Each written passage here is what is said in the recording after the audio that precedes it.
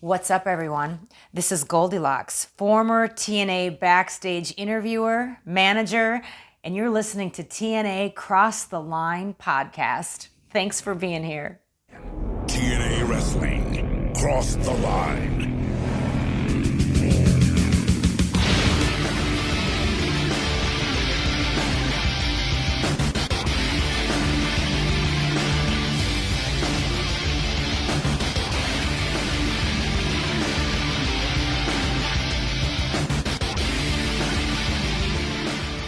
And we're back with episode 163 of the TNA Crossline podcast. I am Colling Jr. And with me, as always, is Dallas Gridley. In Dallas, we don't have one, but we have two steel cage matches coming up at Lockdown on April 24th. But we don't know who's going to be in it. And this week, we're going to find out if Dusty Rhodes, the DOA, is going to allow Kevin Nash, Sean Waltman, and Diamond Dallas Page to take on the Outlaw, Monty Brown, and the NWA World Champion Jeff Jarrett inside the 6 sides of steel. Wow. Is it going to happen? I don't know. I feel like it would be pretty weird if Dusty was like, no. Yeah. I can't see that being a thing. I mean, I'm fine with that match, I guess. I guess that's the one way to keep the belt on Jarrett longer is just don't defend it. Exactly.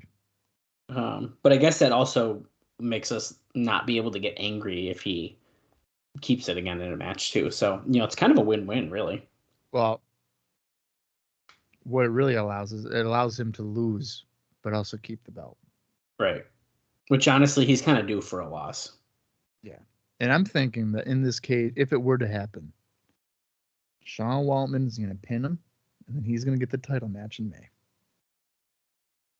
Really? That's what I think. Oh, okay. That's a pretty big assumption. Or does Monty Brown do the double swerve? And then he turns it back? Turns back. They realize how fucking bad of an idea it is that they switch him back. Yeah. I could definitely see that being the case too, even. Yeah. I don't know. I wouldn't even be mad about that. Well, it'd be kind of weird for him to be like, hey, DDP, sorry I pounced you. But I did it for the greater good. I did it for the Vine, yeah. The Vine. I did it for The Rock. I mean, there's many things he could have done it for. For DDP, it's certainly not one of them. No, not for DDP. Yeah. Well, last week, it was not a bad episode of Impact. It was a little bit of a weird one, I feel like. We were kind of heavier on matches. I feel like 5 matches for us is sometimes that's on the higher end. Normally, I feel like we stick around 4. But let's just do a quick rundown of what happened. And Bob, we got some stuff to talk about from last week. I know. I'm really looking forward to. I think I'm most curious about Sean Waltman basically just kicking Levette right in the face and not giving a shit about it. Yeah, as they make a very clear cut to the crowd before that. Yeah. So in the opening contest, Christopher Daniels defeated Jarrell Clark in 2 minutes and 35 seconds. Kid Cash then defeated Mikey Batts in 3 minutes and 54 seconds. Both, I think, were fine matches. I think they're good. America's Most Wanted teamed with Dustin Rhodes to defeat Chris Candido and the Naturals in 3 minutes and 23 seconds in a 6-man tag team match. Then, the shocking debut of the Shocker. Or, sorry, it's just Shocker. It's not the Shocker. The Shocker. The Shockmaster.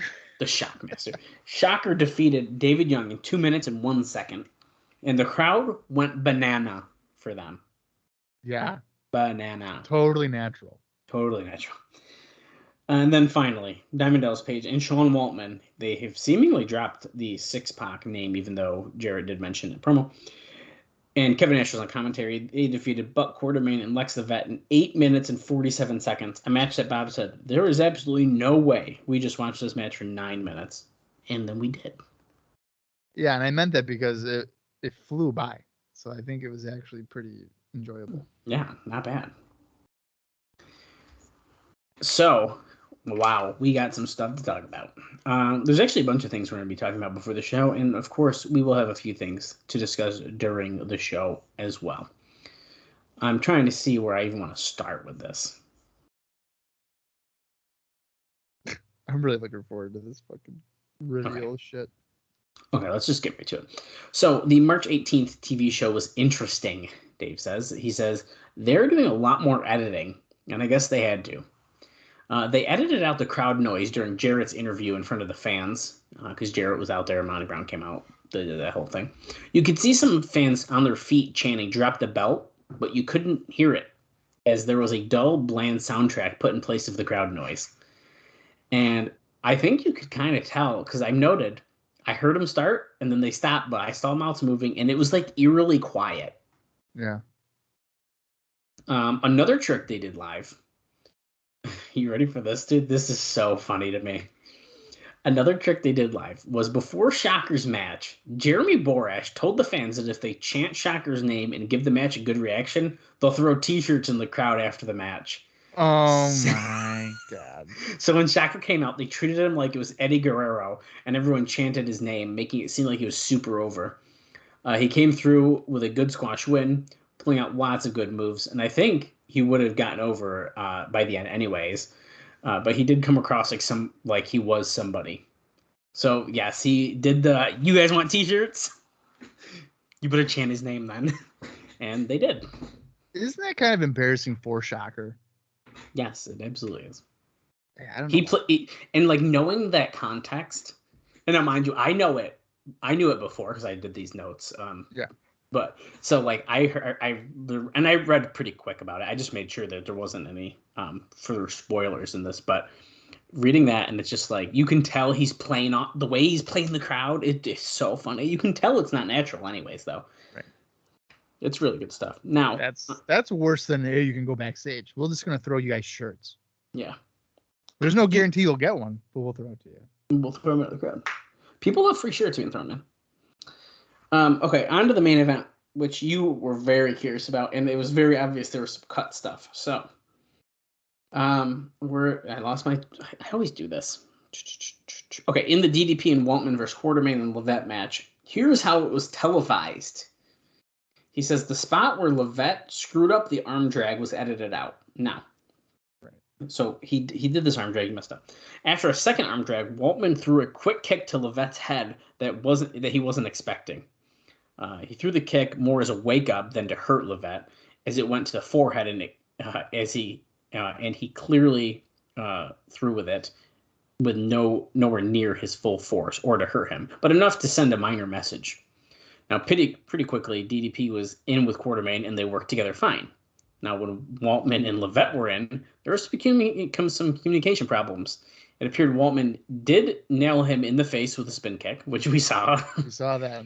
Levette tagged out. Quartermain's back suplex was high on the neck for a U.S. style, but nothing you wouldn't see in Japan and not on his head. Waltman did immediately show that he was hurting on a very bad neck. It wasn't a smart idea. It was also funny after, on the pay-per-view, they did the angle where Levette and Quartermain were now managed by Fairplay, but not only was Fairplay not there, he was also never mentioned on commentary.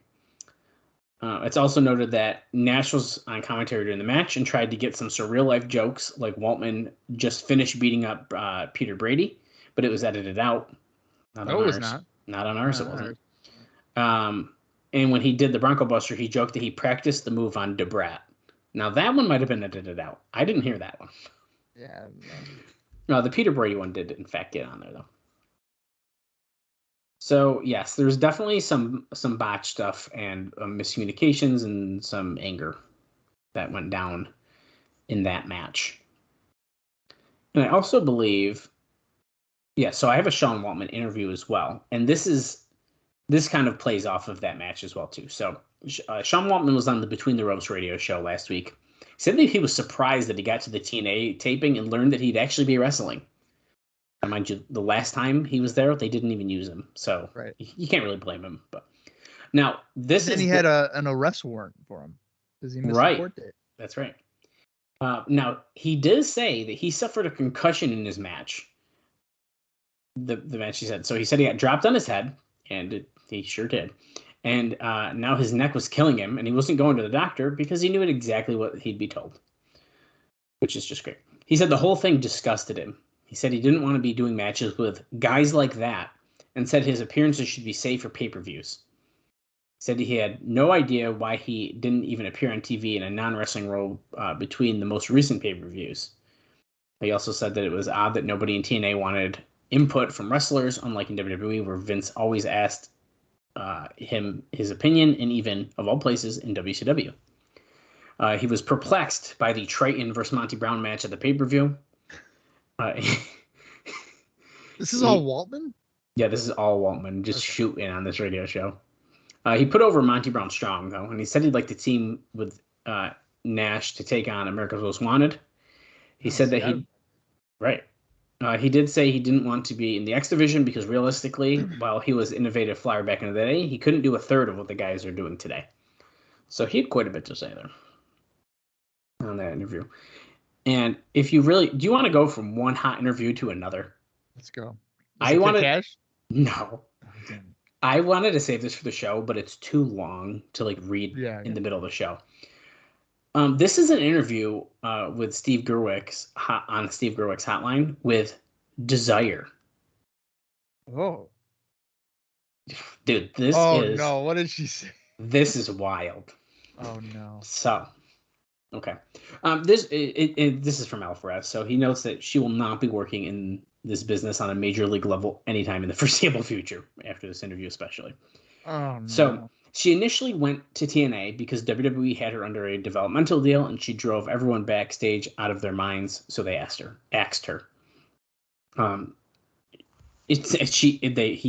Alvarez says, seems that she had a higher opinion of herself than they did.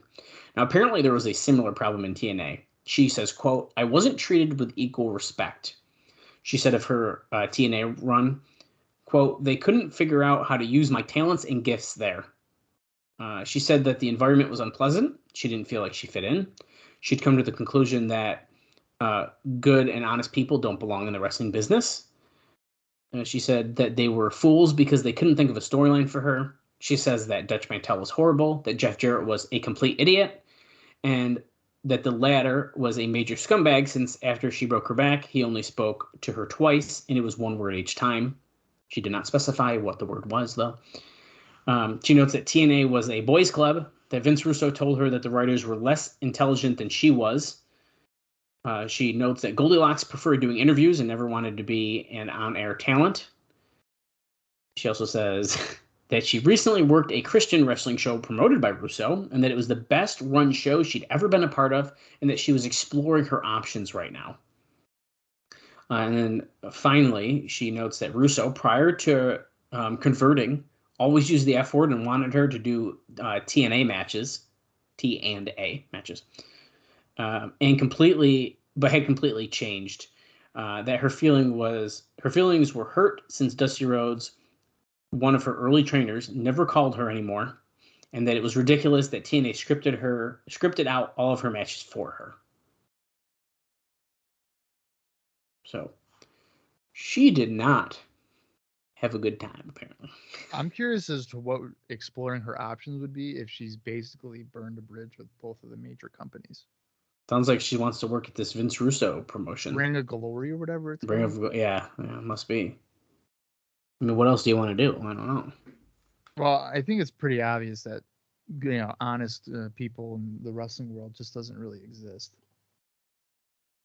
More times than not. Yeah, probably fair to say. Yeah.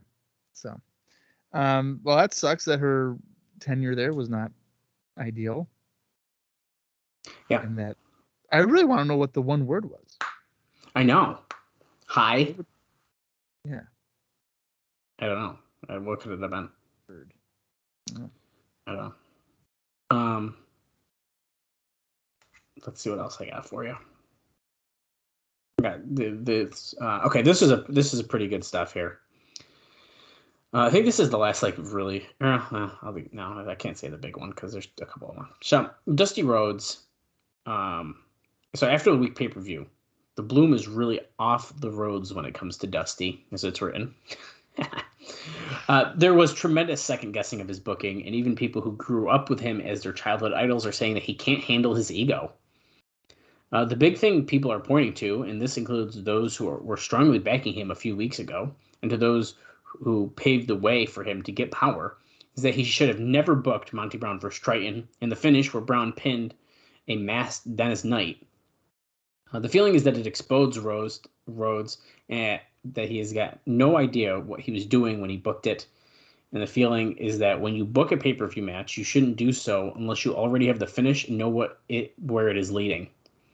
Of course, it isn't like this was the first time this has happened. People are also saying that Rhodes has no recognition of how to put people together and will have good matches or avoid bad matches due to stylistic differences. There's also the expected thing that was bound to happen with the favoritism of Dustin Rhodes, whose work has been uninspired of late. Other complaints come from Sean Waltman, Conan, and BG James most notably. Waltman was under the impression that he wasn't going to wrestle at the 315 taping, and that he was complaining before the show that he was only be working matches on pay-per-view. Then he ended up getting hurt from a quarter-main back suplex, where he said he had a concussion. And others say he did go into convulsions backstage. So apparently he was not doing very good after that match. Conan was mad because he's constantly complained about 3 Live Crew are supposed to be badass thug group, but all they do is get punked out and never get any retribution. This came to a head right before the pay-per-view, Destination X, of course, where the script on the show came out. Conan was asked both to drop the fall in the 8-man tag and then take the guitar shot from James in the main event. When he asked Rhodes what the 8-man was building toward, and Rhodes told him that Team Canada versus America's Most Wanted for the tag titles. Conan said, if that's the case, how come Bobby Roode isn't pinning one of America's Most Wanted? Rhodes pretty much told him that if he didn't want the job, that he could leave. And Conan just said he's got no problems jobbing, but it didn't make booking sense based on where they were going. Right. Which totally respectable, totally get that. I think that's very logical, yeah. And props for Conan saying, I got no problems doing this.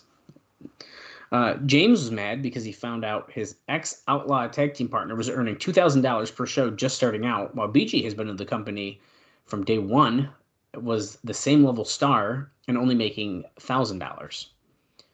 He then asked for a raise and was turned down, saying the company couldn't afford it. With all the cutbacks, can't see too many people getting raises right now. Okay, well, the context too is a little different. Billy Gunn or Kip James or the Outlaw, whatever, is fresh off of WWE television compared to BG James, who hadn't been in WWE since 2000. Right. So that's maybe a little bit of a different context of why he's getting $2,000. Yeah, I would say so. And he's also working in the main events, and BG James is in a mid-card tag team. Yeah, exactly. I mean, come on.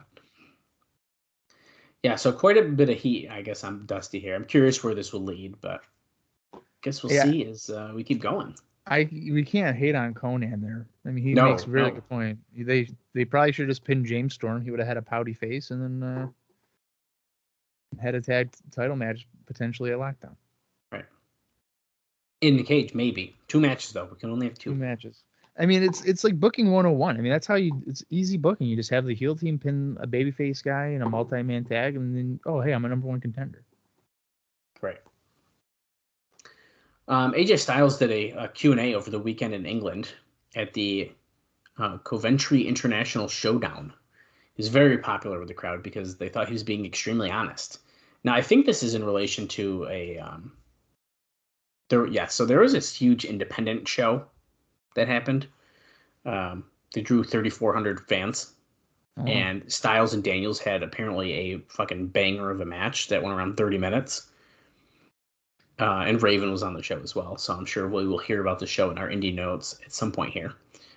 So he, during this, did this Q&A thing during the weekend. So when asked which he liked better, Ultimate X or Six Sides of Steel, he said that he would rather do a regular match and felt that gimmick matches are being used too frequently.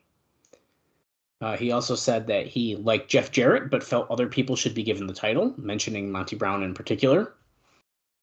When asked if he liked working with bigger guys or smaller guys, he said he didn't matter the size, just the person, noting that he liked wrestling with Abyss. He also said that he'd like to wrestle Eddie Guerrero and Benoit, but even though his contract is coming up later this year, he does expect to stay with TNA because it allows him more freedom, and WWE would keep him away from doing other shows that he wants to do. Privately, when asked about leaving, he said that he wanted to stay and hoped that TNA would give him a raise that he was after. When he was asked about Vince Russo, he said he liked Russo as a person, but after reading The Death of WCW, his opinion of him as a creative head is very different.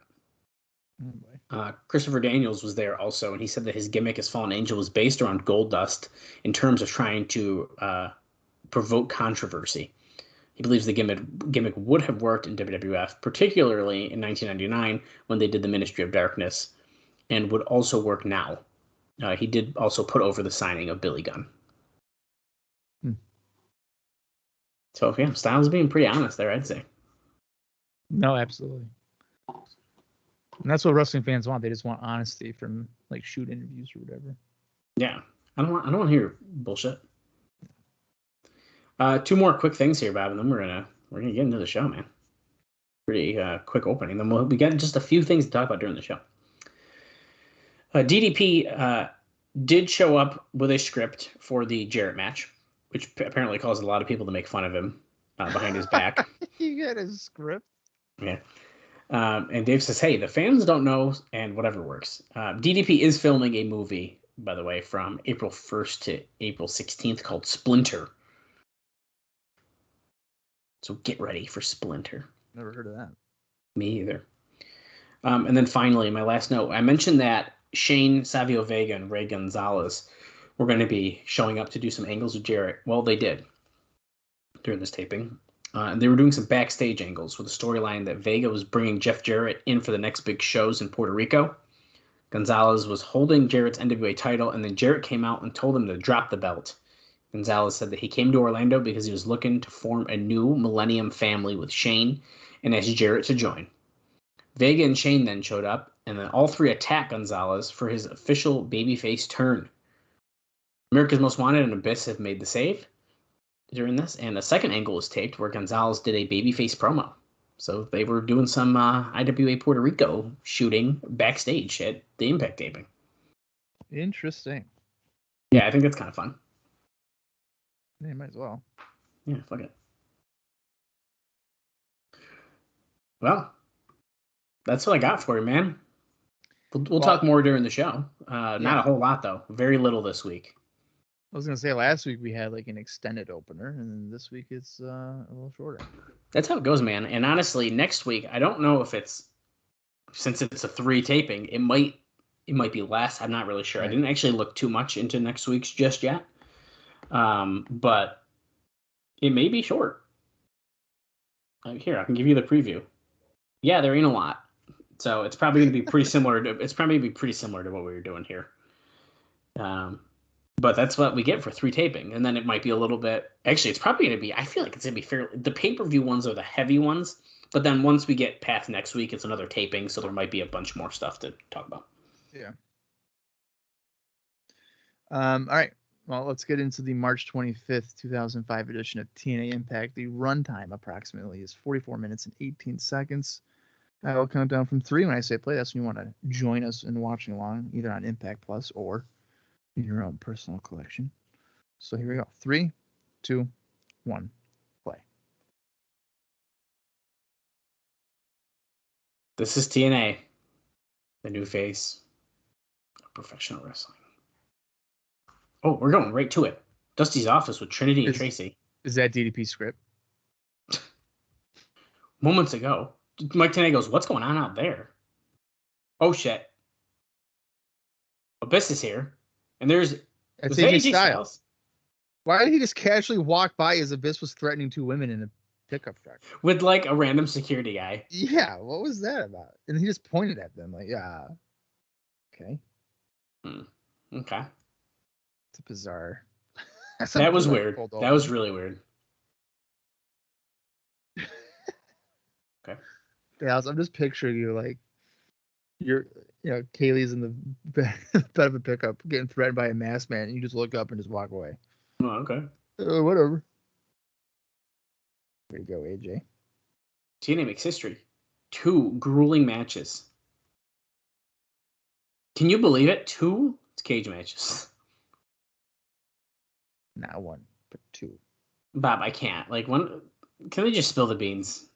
They need to just get this out of the way. They really do. This is so funny to me. I feel like they don't say it until like 2 days before. Oh my god. We're gonna book all these matches and then just switch it real quick on us. Look, that lady just pushed one of the fans. Yeah, you did. Mike Tenay, Don West. Don West's button-up shirt looks velvety and very comfortable. Yes, it does. Look at the logo. We're in the corner. We usually don't see that too early, but there it is. Great to say. Hey, speaking of pay-per-views, we do have official word here that the May pay-per-view on May 15th was going to be called Hard Justice. Oh. So we know literally everything through like Slammiversary. Right. It's pretty cool. Oh. Wait. Part 2. Oh, so there's a part 2 of AJ Styles walking past the best. Oh. Let's see what it is. Oh, they're like, don't be mad because you don't have an appointment. Tracy, I know what you want at best. She's going into the truck. Oh, it must be his contract?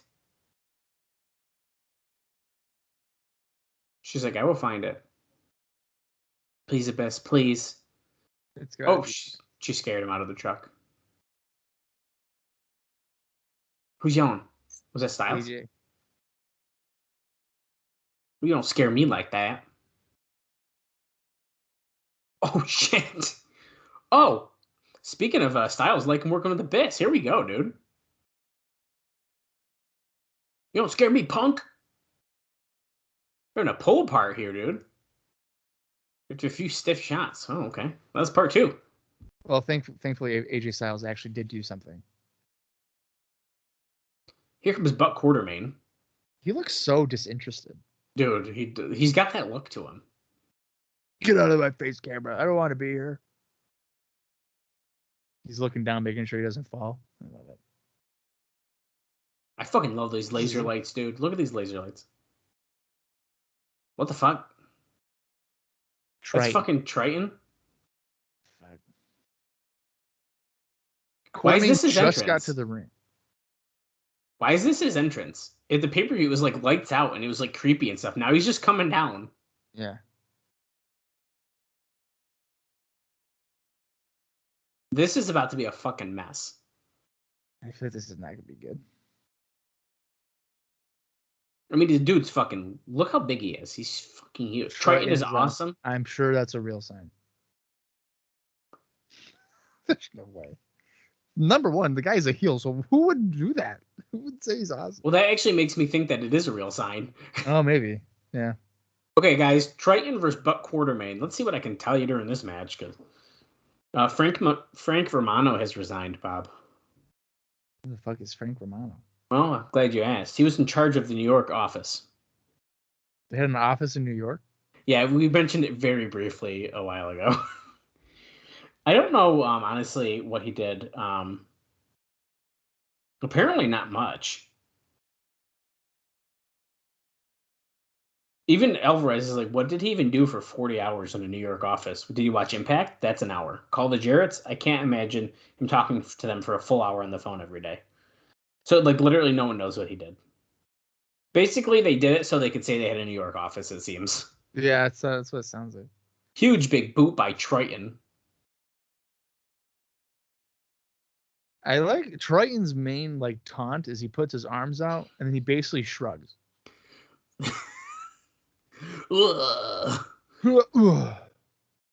I love the plain black tights. I mean, it's just he's a default wrestler that you make on SmackDown. You know, and the thing that sucks about it is maybe it wouldn't be as like goofy and stuff if they actually like, because remember they originally when he was Titus, if they said, walked around in a mask. Maybe if he was like a masked guy or something, maybe it'd like be a little creepy. Oh, they probably didn't want to do that because of Abyss, though, I bet. Right. I don't know. I'm just trying to think, how could this be more interesting? A huge spine buster there. Oh, look, there you go, dude. The shrug taunt. Shrug. Because the thing is, I don't think I dislike Ryan Wilson. I just dislike this Trytan character. The character. It's the character situation here. Because he's got a good look and stuff. It's just like, yeah. Okay. Is that 5? Speaking of dogs, Trytan is mad because Trytan just won a match. You got so confused, you almost messed that up. I know, I did, because all the different names. Look at that face.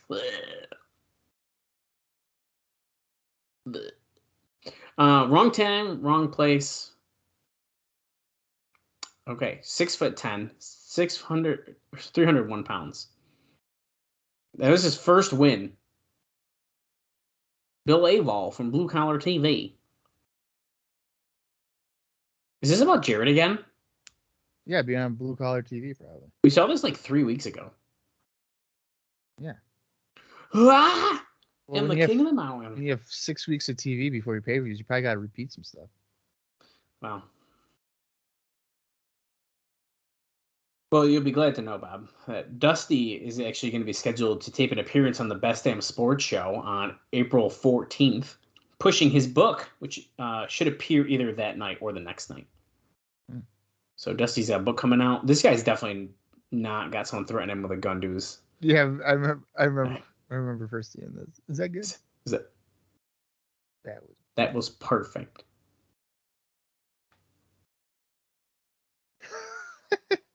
No. And he walks into a clothesline.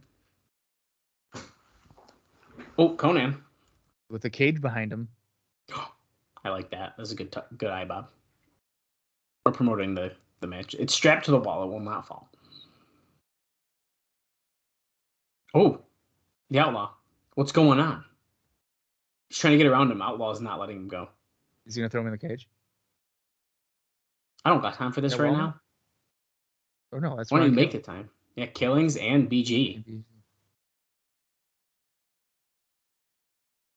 Oh, he goes, yo, we got business. What's his business stuff, dog? Oh, and look, BG goes the other way, though. He's not even staying right there because Conan is starting. Conan's a little paranoid. I don't blame him. And Ron Killings is like, yo, it's okay, man. I'm not gonna worry about this. I'm not. You gotta trust. You gotta trust people. Listen, I'm not. The world of wrestling. There's plenty of truthful, honest, good people. Maybe Desire hasn't encountered it, but there are. Bob, we have way too many like bald white what guys is on up the with show. David Young and Lex Levette? If you put a goatee on Levette, I wouldn't be able to tell them apart. I know. And Buck Quartermain, I think, doesn't he like pretty close to bald when he first showed up? He's close, yeah. Uh-oh. Shocker. Who comes so fast to the ring you can barely see him. Is the crowd going nuts for the t-shirts or what? They're not going as nuts, but some of them are. T-shirt guys there. Okay. Jeff Hardy. What? Jeff Hardy's teaming with Shocker, I guess. Okay. So Jeff Hardy is fallen. Okay, not fallen, but like he's teaming up with Shocker randomly. There's no connection here. Weird. Really weird. They're going to make a perfect pairing, Tenay says.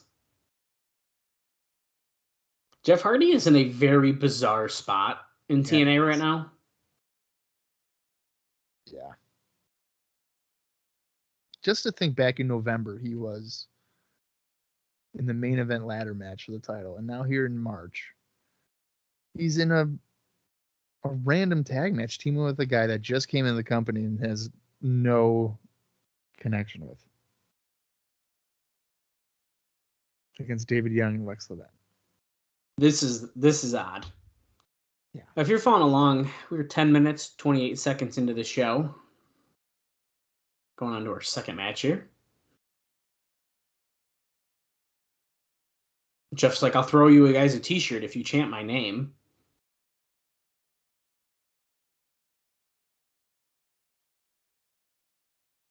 We got Jeff Hardy and David Young starting us out here.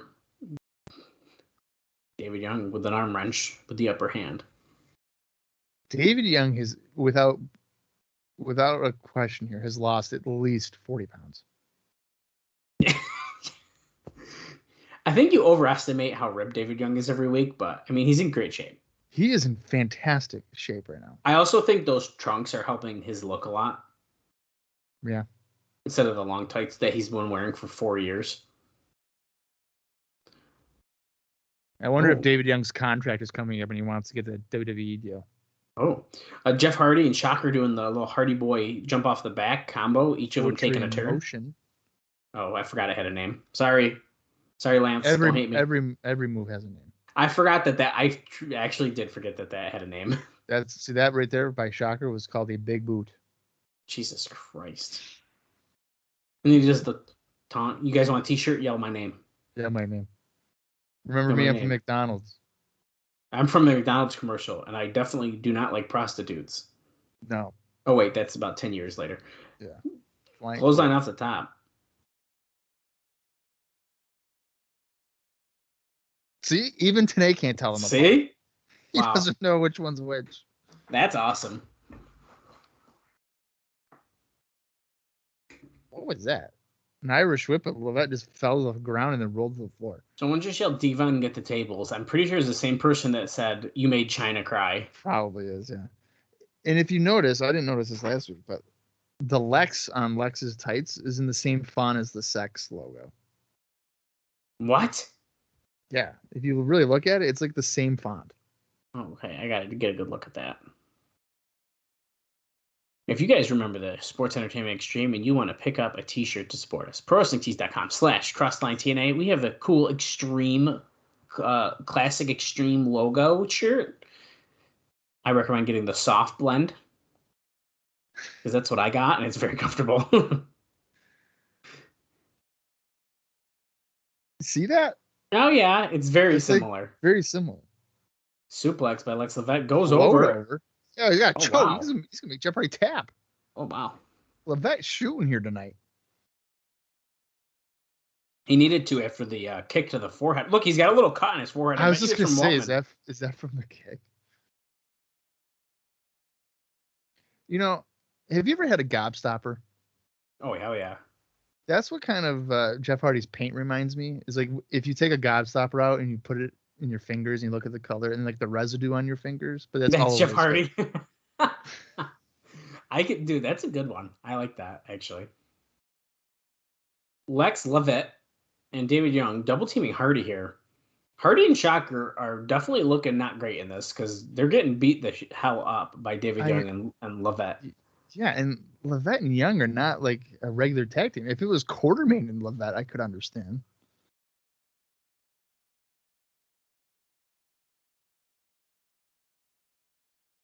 Rudy Charles pissed. You can't be choking him. This match has almost gone 4 minutes. Yeah, a little too long probably, but you know, I mean, Hardy won the Falls Count Anywhere match with Abyss, and now Abyss is clearly about to feud with AJ. I was just thinking that too. I mean, technically, Abyss still has the #1 contender thing, but at the same time, Abyss probably should have won the Falls Count Anywhere match then. Whisper in the Wind. I know the name of that one. Shocker wants to get in, dude. You gotta tag him in. Come on. 12,000 people. So he wrestles in front. He's climbing to the top. Missile drop kick. Lucha Libre action, baby. Drop toe hold and into it's just a cradle roll up. It wasn't the shockwave. No, it was not the shockwave. Very slingshot. Oh, is this about it? This is the shockwave. This is it. Shockwave. I can't believe that his finishing move is a roll up. I mean, he is tangled up pretty well. Like it's like a hammerlock body scissors roll. But as like a lucha libre guy, and that's your finisher is kind of like, I feel like to an American audience that's like, oh, it doesn't connect. Maybe in maybe in Mexico it's like, oh my god, yeah. Oh, Matt Bentley talking with Kevin Nash. Shawn Michaels' cousin. He just said, I just saw him walk through the gate over there. I didn't say who. I didn't hear who, but. Hi, Dusty. Cassidy Riley and Shark Boy. We're just full of just random teams today. Very weird show tonight. Next week on Impact, hold on. 4-man X Division shootout.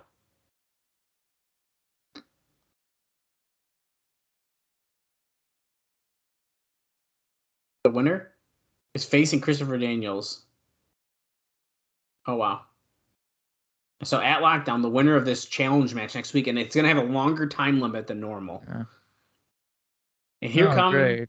the Disciples of Destruction. Wow. I'm so happy. Damn it. This is arguably my least favorite team of all time.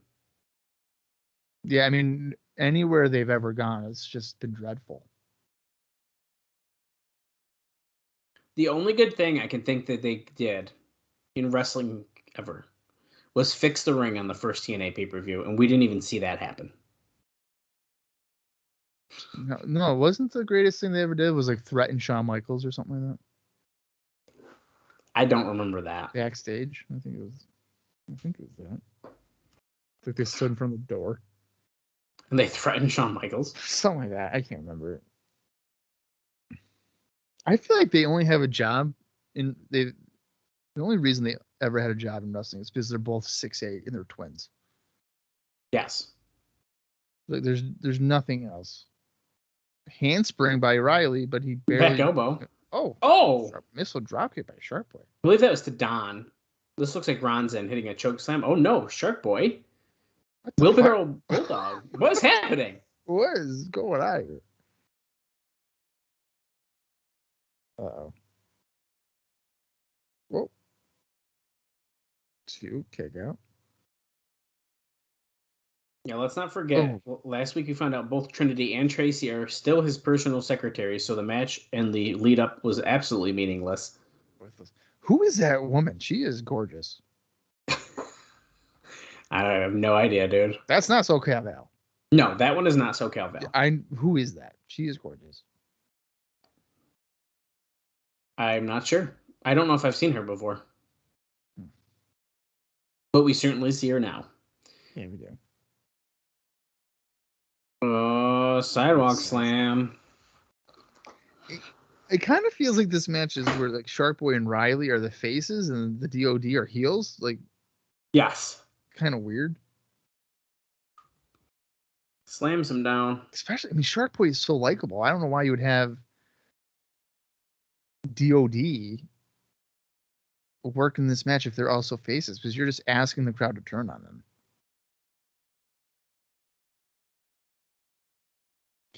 Why can't they just take the vests off? Yeah, that's a good point, actually. The vest on there is pretty interesting.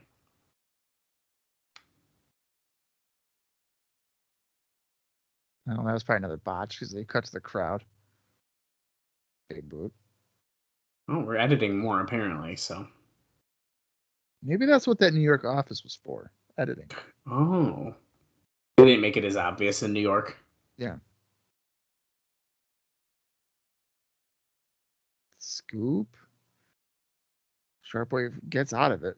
Schoolboy. Oh my god, dude, I wish.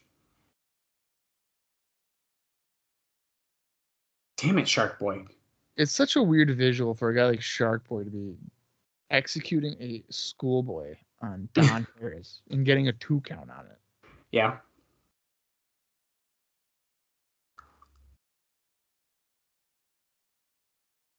The Disciples of Destruction, since they returned here. Sharp over the drop kick. His foot. And Seguri to his shoulder. Wow, Don even said the midsection. They don't bullshit here in TNA, man. Tracy's checking on one of them. And Shark Boy's biting her butt. Well, to be honest, though, she was sticking her butt out ready for it. So Oh, he was doing it to, I think. Okay, he was doing it to Don. And Big R leveled him. I like Cassidy Riley. I think he's got good babyface fire. Yeah, I agree. Oh, fuck. H-bomb. And the fire's been burnt out because he just got H-bombed in 1, 2,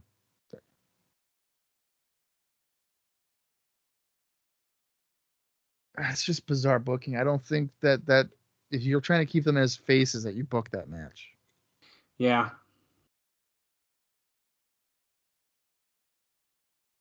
Tracy wants Don to like kiss her butt to make it feel better. That's weird. Dude, the crazy cable move of the week brought to you by Larry the Cable Guy.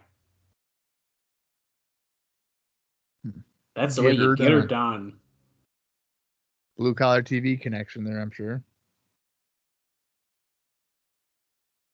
March the 29th. So that's on what? Tuesday? Well, we're going to hear from DDP. It's day. Yo, Dusty, what do you say about the cage? Self high five.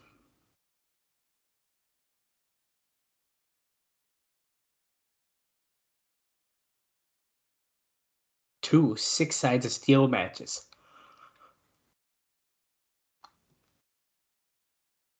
So cool. Self high five.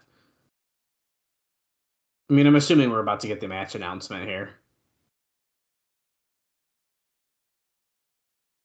Well, Nash is the one that asked for it, so I feel like whatever Nash is doing, that's probably. You think he's hunting for the answer and DDP's just here to bitch? Yeah.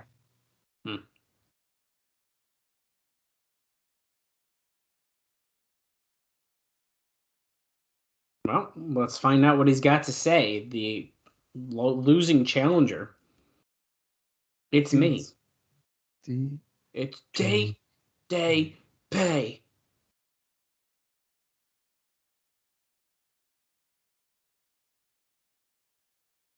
Okay, what are you going to say, buddy? Last week on Impact. Nash, Waltman, Page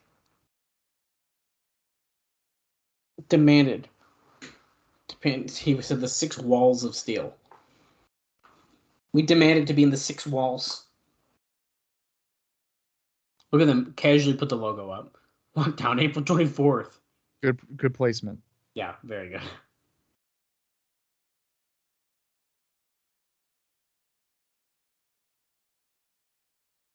DDP has no idea what he's saying. He said that he would be on next week to give us his answer. He's doing the Dusty accent, which... Okay, well, here comes Dusty. And Bob, did you know that when Dusty Rhodes gives speeches to the wrestlers, his big hype-up speeches, he refers to the WWE as the Evil Empire? In case you wanted to know. That's a fun fact for you. The same Evil Empire that he beat back in within a year. Oh, yeah. Oh. That's the one. My main man, DDP. On April 24th, a lockdown. Make history. Not with one cage match. But with Why two. is he making it sound matches. like history? This has happened before. WCW did it. Super Brawl 6. They didn't have 6 sides.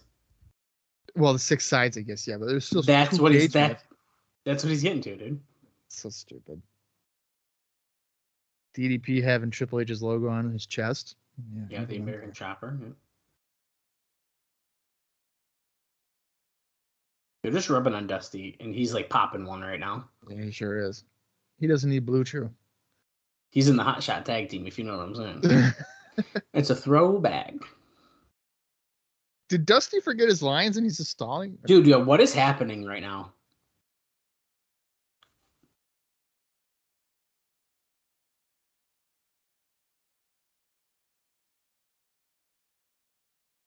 On one side, none other than the Outlaw. Jeff Jarrett. So it's literally what they're asking for.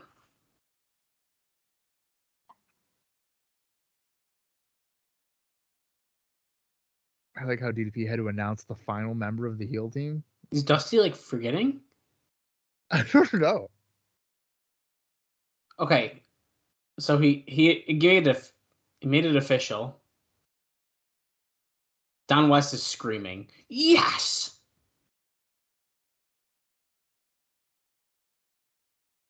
Life's all about decision. Have made a bad one.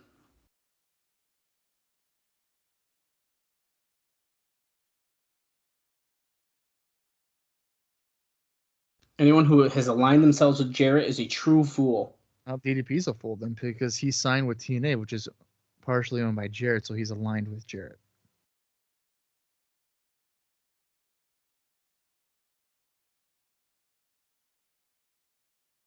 What's the Wait. Something's happening backstage. Jarrett, Candido, the The Naturals. Naturals, I'm assuming. They're beating someone up. Is it Nash? I'm assuming. Can we go to the footage, please, and have the big screen so we can figure Oh it my out? God, I can't see. Shot's been fired. The best defense is a good offense. Oh yeah, that's Kevin Nash. That's definitely Kevin Nash.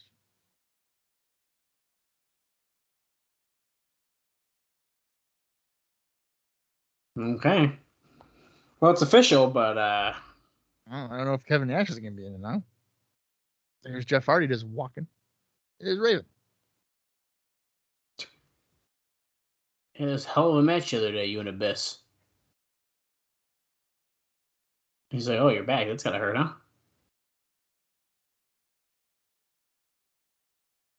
You got your fans, I got mine. Put our followings together. Yeah. Jeff Hardy's like, you never got my business, I never got yours.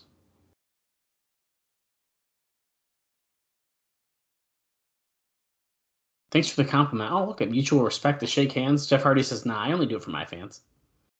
And Raven definitely is not happy with that answer. No, I he's don't know not. what he was getting to, but He wanted to basically expand his popularity, probably using Jeff Hardy to get so.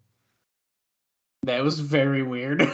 And the way What the that Raven heck? was talking, he was like, yeah, no, dude, man, that's cool. Yeah, bro. Yeah. It's like, what? Raven, you don't talk. That is not how Raven talks. No. Here's Sonny Saki. And he's going to be taking So on weird, dude.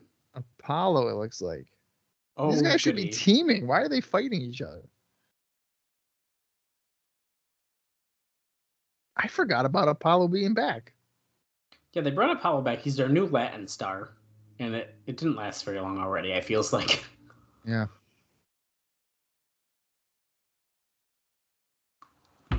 Well, we are 29 minutes, 5 seconds into the show. It's been a weird one. Yeah, I don't know, man. But Apollo and Siaki fighting, they should be teaming up. That seems like Bob. it's such an obvious thing. Bob, who's that referee? Oh no, is that Why- Slick? Is I that don't know Slick if it- Johnson? Is it? I don't think it is.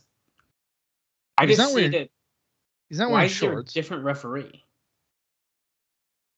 Well, I might have an answer for you. We'll be able to tell when he makes a pin attempt and how he counts. Well, guess what? It is Slick Johnson. No, Mike Posey gave his notice.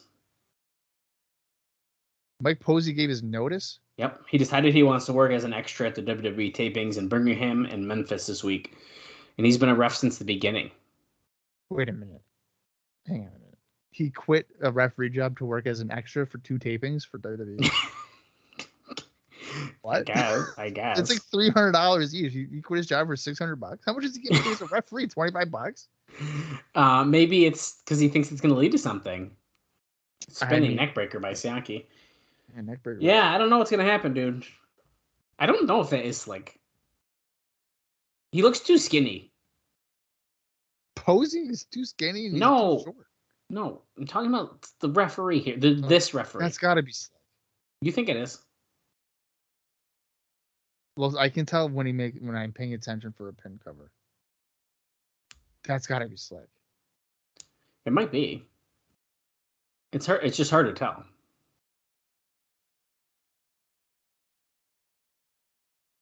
But you're right. If it is, he doesn't have his signature stuff yet going on. Because he'd always wear shorts. The shorts, and then yeah, like you said, doesn't he wear like an armband usually? Yeah, he does have an armband.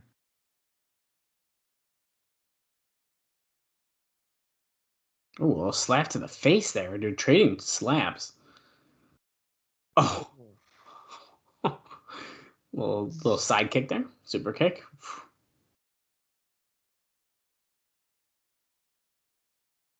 And another one, but Saki ducks it. Backstabber. He came up with a move of his own. I like when the referee acts like the move hurts him too. So like Slick was just holding his back, like ouch. That was a fuck up in the corner, but okay. Well, That's it doesn't definitely matter Slick because that's horrible. That was a very bad way to finish that match. That's okay, absolutely Slick. I'm gonna take your word for it because I honestly can't tell because it's just another bald guy. This is not the first time that Siaki has. Are they about to do a thing here where they fought each other and then now they respect each other and now they're going to be a tag team? Because they're staring at each other like, let's be partners. Yeah. Oh, look, Siaki. Handshake the side, Siaki. Apollo's like, you know what? I beat you, but I guess I can team with you. Okay, I'm looking up Slick Johnson right now, and I agree. It's 100% that was him. Yeah, it's definitely. Kid Cash and Lance Hoyt. Are my eyes freaking out a little bit?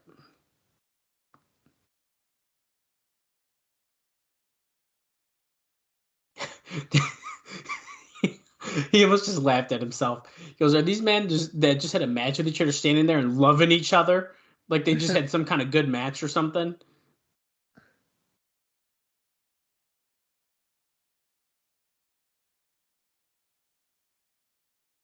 Is it? Oh my god! Is it the last time I watched TNA wrestling? It was called TNA Wrestling, not the Samoan / Puerto Rican soap opera.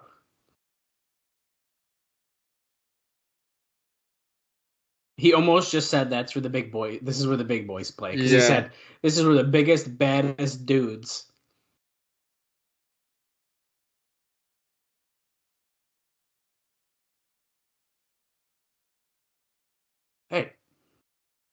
Hey, we'll see you at Lockdown in that second cage match.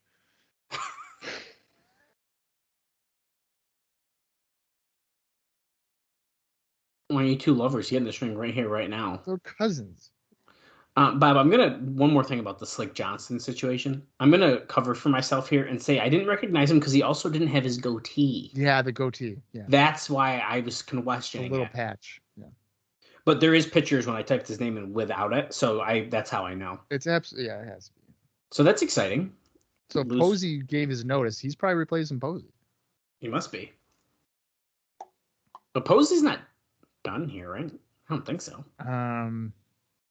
He might be. No. Because I know he wrestles for a long time, like in the North Carolinas. He doesn't wrestle. Well, and he did wrestles on Wildside and stuff like that. Well, he was wrestling in Wildside before this.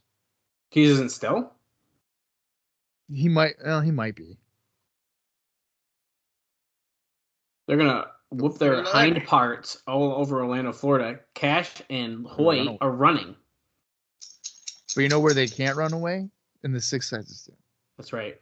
We have a main event tag match up next, but backstage we're with Dustin Rhodes, or Seven, if you want to consider him that, and Shane Douglas, who's not wearing his yellow shirt. Seven.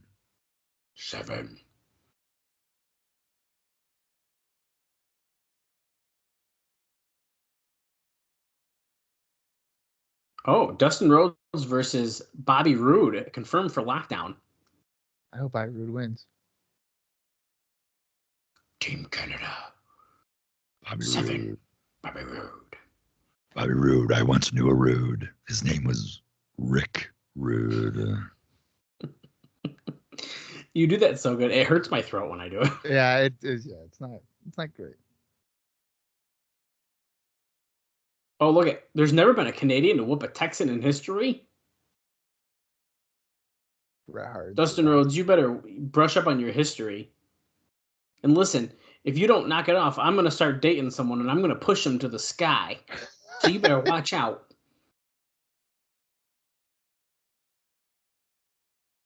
Says Rude is tougher than a bull. Canada versus the state of Texas at Lockdown.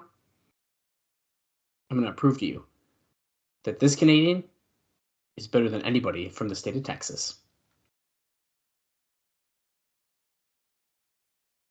There's a fight brewing. He better country up. Wow.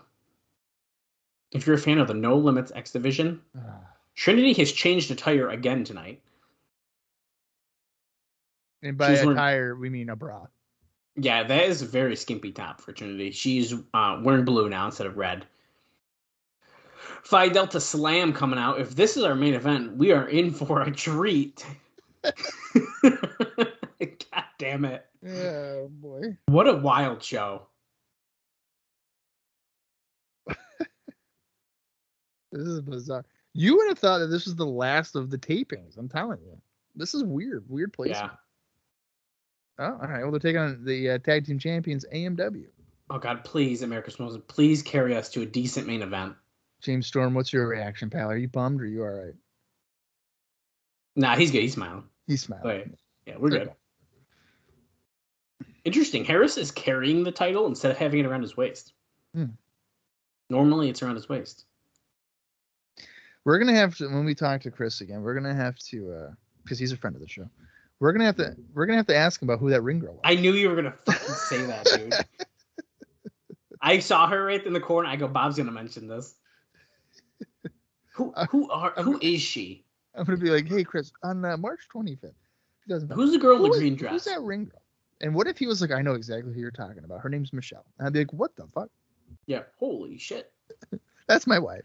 Oh, okay. Well, whoops.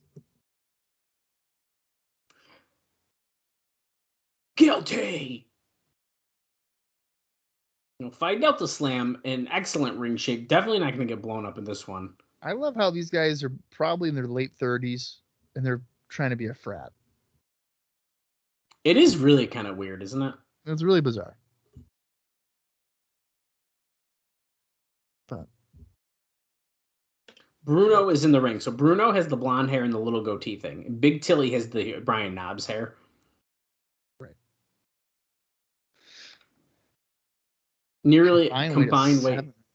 They said that might be including Trinity, by the way. Okay, well, she's probably providing about, 73 pounds to that? So great. Yeah, if she's wet. Yeah. She's at least 95 pounds soaking wet. Harris knocks Bruno out of the ring. James Storm jumped over the back of Harris to hit Big Tilly. Is that necessary? I don't know what that really accomplished. Not much. Oh, they have the paddle. Okay, we're taking a quick commercial break. Nothing has happened yet, but we're going to take a commercial break. All right, 8:52 was left. All right, so they cut out about 2 minutes of the match, so that's good. We're back with 6:10 back on the clock there. Wild action. The commercial break. Of course, why not miss that part? I love it. Double drop kick to Bruno. They have to keep Bruno in because Big Tilly's the one who gets gassed easier. Well, I mean, let's look at the guy. Yeah. This is the work rate guy. Oh, you son of a bitch. That was smart, though. That was pretty good. The low blow there. He did the lift up in the corner, and Bruno went underneath him, but he left his foot up, and so Harris fell right on it. Dropping the elbow on Harris, and here comes Big Till. And another elbow drop.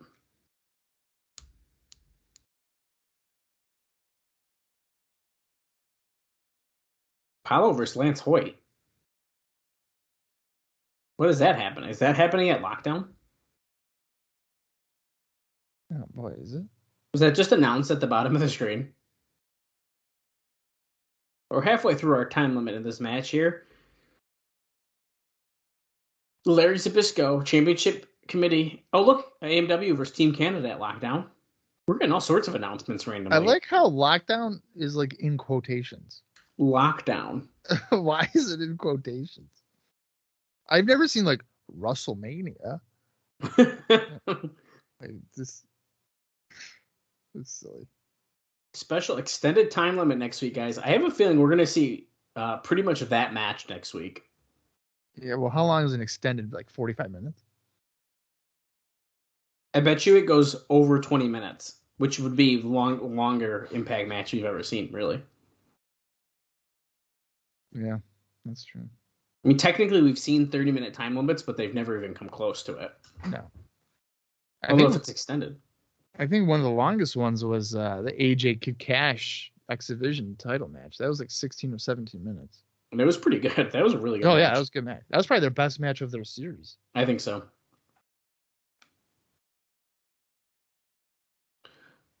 Harris slips out, pushes Tilly into Bruno, and leaping lariat. I thought he was going to do a spear, but I did too. That was a good leaping clothesline.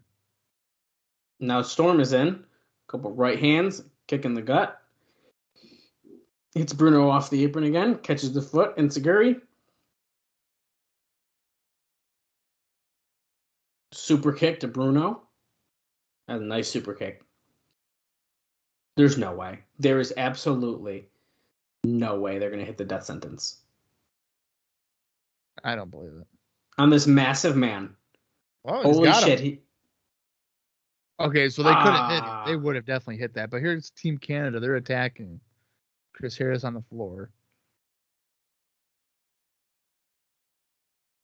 Alistair Ralph. So they didn't call him A1 this time, but that's what his name is here. Oh, big splash. So they're still beating up on AMW here. Wow, dude, a suplex. The Holy Goalie? That's the name? Who's this? Dustin Rhodes. Oh, you shoved him onto the rope. That was awesome. Big boot. They even love big boots today. Jeez. Oh, yeah, Rude and Dustin. A1. He didn't even sell the punch by A1. That was awkward. Way to make A1 look like an idiot. Oh. Oh my god. Fell out of the ring right into the guardrail. Now AMW and Dustin got the upper hand here. So who is that?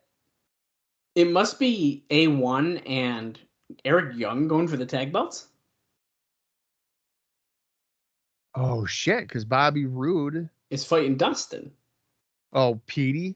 Eric no, there's no way. You think A1?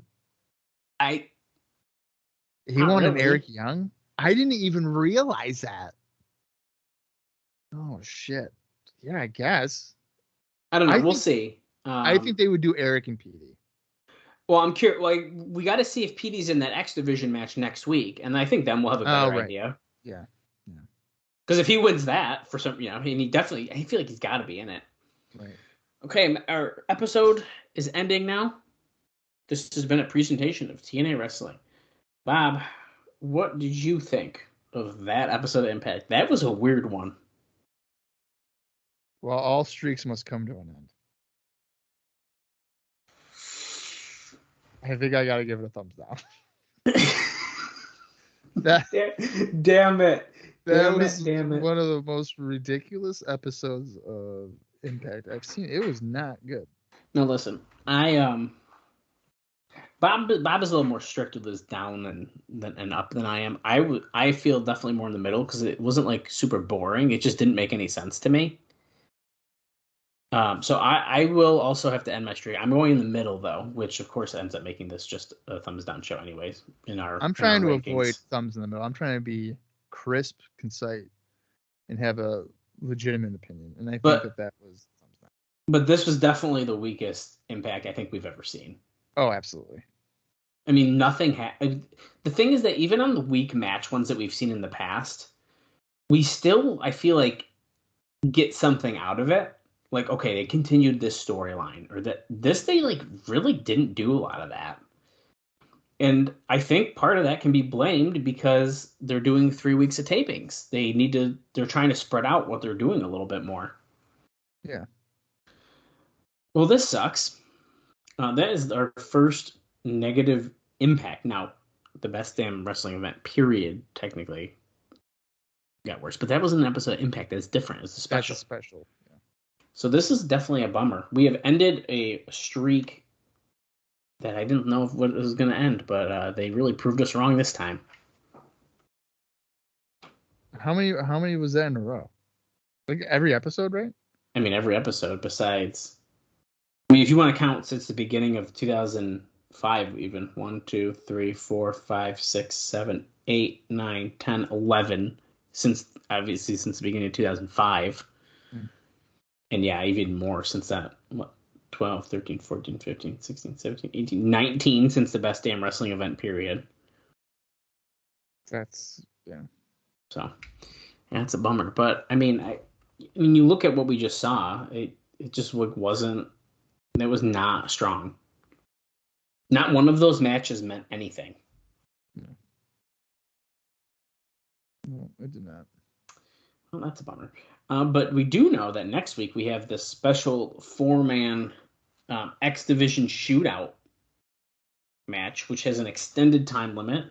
And I think that's going to be kind of fun because we'll have a longer X Division match, and hopefully that will kick off our next streak because maybe it'll mean something. I don't know. Yeah. We can only hope. All right. Well, our next episode, I believe, would be April 1st. Yeah. April 1st will be our next Impact. And at that point, or at this point, I mean, we have 4 more Impacts before we reach lockdown. So April 24th, baby. Still plenty of time to continue to build up some storylines and give us some excitement towards the annual April pay-per-view in that TNA wrestling history. But Dallas, if you don't have anything else, I think that should wrap up today's episode. Yeah, I think that pretty much covers it for me, man. I am looking forward for the lockdown. I'm going to keep saying that for the next 4 episodes. And I'm hoping we will get some cool shit coming up as we head toward it. What will be the 2 cage matches that we will see? I don't know. Yeah. Can't wait. We'll see. We'll see how that plays out over the next several weeks. So, until next week, for Dallas Gridley, I am Bob Conley Jr., and this has been the TNA Cross the Line podcast. We find the defenders guilty.